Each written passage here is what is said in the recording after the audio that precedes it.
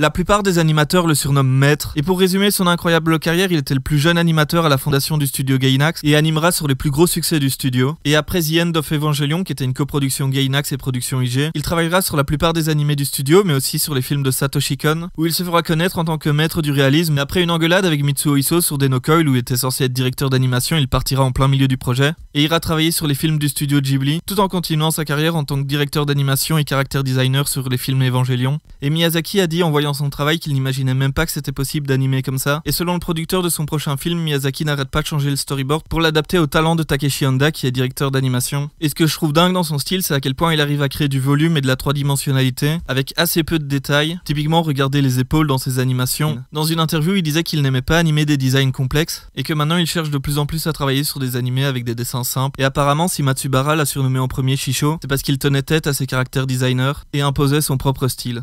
Ah, et pour finir, je trouve ça incroyable à quel point il est très fort pour dessiner des personnages, mais pas que, il est aussi très fort pour dessiner des mechas et des backgrounds.